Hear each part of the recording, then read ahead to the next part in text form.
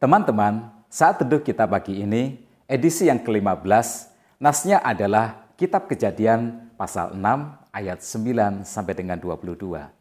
Setelah mendengarkan saat teduh ini, silakan teman-teman membaca nasnya. Nah, sekarang mari kita memulainya. Dalam hidup ini, kadang iman harus dipertahankan dengan risiko bahwa kita harus berdiri sendirian. Tetapi orang beriman tidak benar-benar sendirian.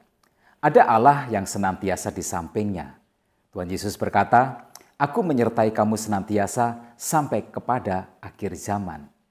Dalam perjanjian lama pun sama, karena Allah tidak pernah berubah dulu, sekarang, dan selamanya. Nuh berdiri sendirian di lingkungan dan zaman yang jahat. Ayat 11 dan 12 menjelaskan lingkungan dan zaman di mana Nuh hidup. Adapun bumi telah rusak di hadapan Allah dan penuh dengan kekerasan. Allah menilik bumi itu dan sungguhlah rusak benar, sebab semua manusia menjalankan hidup yang rusak di bumi. 3 kali dikatakan bahwa bumi rusak. Kata Ibrani untuk rusak berarti menghancurkan. Bumi telah menjadi tempat yang membawa kehancuran bagi kehidupan dan peradaban manusia. 2 kali juga dikatakan bahwa bumi penuh dengan kekerasan. Kerusakan moral dan kekerasan selalulah seiring sejalan. Buanglah kekudusan, buanglah standar moral Tuhan, maka yang segera terjadi adalah kekerasan. Ketika kepentingan diri di atas segalanya, dan semua cara menjadi halal, maka manusia akan saling mengorbankan. Tak ada lagi rasa hormat, tak ada lagi aturan. Kalaupun ada, aturannya adalah tidak ada aturan. Siapa yang kuat, maka dialah yang menang. Pada kehidupan yang seperti ini, kekerasan akhirnya menjadi sebuah pilihan. Pilihan sebagai alat untuk memperoleh apa yang diinginkan dan pilihan sebagai cara untuk melindungi diri. Maka kekerasan berkembang dengan sangat mengerikan. Nas kita juga menggambarkan zaman kita. Tuhan Yesus berkata, "Sebab sebagaimana halnya pada zaman Nuh, demikian pula halnya kelak pada kedatangan Anak Manusia." Maka situasi Nuh adalah situasi kita semua. Jika zaman semakin gila, kita harus berani seperti Nuh, berdiri sendirian bersama dengan Tuhan. Tetapi berdiri sendirian membutuhkan iman. Dalam ayat yang ke-9 disebutkan bahwa Nuh adalah orang yang benar dan tidak bercela di antara orang-orang sejamannya. Kata benar yang dilekatkan pada diri Nuh bisa kita pahami dengan 2 cara. Yang pertama, dibenarkan oleh iman, yaitu iman kepada Tuhan. Nuh taat saat Allah memintanya membuat bahtera. Nuh percaya seperti yang dikatakan oleh Tuhan, bahwa Tuhan akan menghukum manusia dengan air bah. Nah, jarak penggenapan nubuatan Tuhan tentang air bah ini sedikitnya memakan waktu 120 tahun sesuai dengan tenggang waktu yang disebutkan Tuhan sebelumnya, yaitu di ayat yang ke-3. Maka perkiraan waktu yang dibutuhkan Nuh untuk membangun bahtera adalah 120 tahun.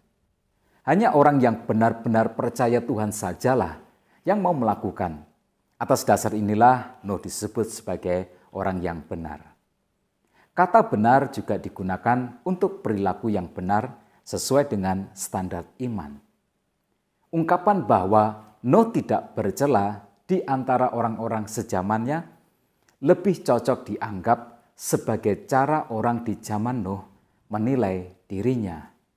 Nuh pastilah tidak sempurna, sebab tidak ada manusia yang sempurna di dunia ini, sebab semua orang telah berbuat dosa. Tetapi Tuhan memandang Nuh benar karena Nuh hidup bergaul dengan Tuhan. Nuh membutuhkan Tuhan supaya dia bisa menjaga kehidupannya. kita juga membutuhkan Tuhan dan perlu untuk berjalan bersama dengan Tuhan. Maka ini yang harus kita lakukan. Yang pertama, dengarkanlah firman Tuhan. Taatilah, sebab sejatinya firman Tuhan itu memiliki sesuatu yang membutuhkan iman. Firman Tuhan berhubungan dengan hal-hal yang tidak kelihatan. Kehancuran yang dijanjikan Tuhan tidaklah kelihatan pada saat Nuh mendengar kali pertama. Sebab baru setelah 120 tahun kemudian air bah itu benar-benar datang. Namun yang luar biasa adalah Nuh percaya. Nuh taat. Nuh bisa melihat dengan mata imannya. Nuh hidup bersama dengan Tuhan. Yang kedua, berjalan bersama Tuhan itu membutuhkan ketekunan. Membuat bahtera membutuhkan ketekunan. Panjang bahtera yang harus dibuat Nuh adalah 450 kaki. Lebarnya 75 kaki dan tingginya 45 kaki. Kalau kita hitung di dalam satuan meter, panjang kapal Nuh adalah 137 meter lebih. Lebarnya hampir 23 meter dan tingginya hampir 14 meter.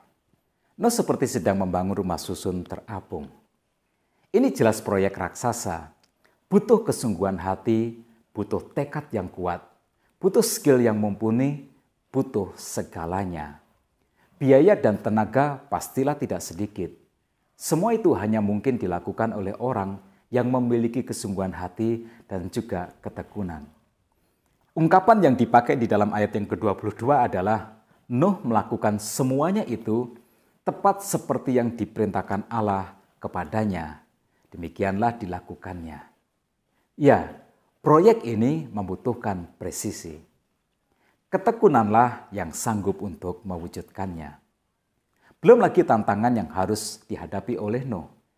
Ingat bahwa dia hidup di tengah-tengah masyarakat yang tidak percaya kepada Tuhan. Tetapi ketaatan Nuh tidaklah sia-sia. Saat air bah betul-betul menenggelamkan bumi, maka Nuh dan keluarganya dan juga semua hewan yang ada di dalam kapal itu selamat. Nah sekarang mari kita jadikan kebenaran ini sebagai motivasi diri. Yang pertama, jangan takut jika kita harus berdiri sendirian di dunia ini. Sebab sejatinya kita tidak pernah benar-benar sendirian. Tuhan Yesus berjanji bahwa sekali-kali Ia tidak akan membiarkan kita dan sekali-kali Dia tidak akan meninggalkan kita. Ketahuilah, mereka yang berani berdiri sendirian demi imannya, Tuhan juga berdiri di sisinya. Yang kedua, iman tidak untuk membuktikan bahwa kita benar, tetapi menuntun kita untuk melakukan apa yang benar. Sebab sejatinya orang yang beriman sadar bahwa ia adalah orang yang berdosa seperti yang dikatakan oleh firman Tuhan. Jadi mengapa orang beriman membutuhkan taat? Karena dia ingin hidupnya dituntun kepada jalan hidup yang benar. Karena itu, percayailah firman Tuhan dan taatilah firman Tuhan. Yang ketiga, berkat mengikut Tuhan tidaklah selalu instan, tetapi Tuhan selalu menggenapi janjinya. Jangan tanyakan kapan, sebab orang beriman memahami waktu Tuhan. Teruslah bersama kami, karena saat teduh Perkitab ini berisi eksposisi dan inspirasi. Kiranya menjadi motivasi bagi hidup kita kini dan nanti. Tuhan Yesus memberkati.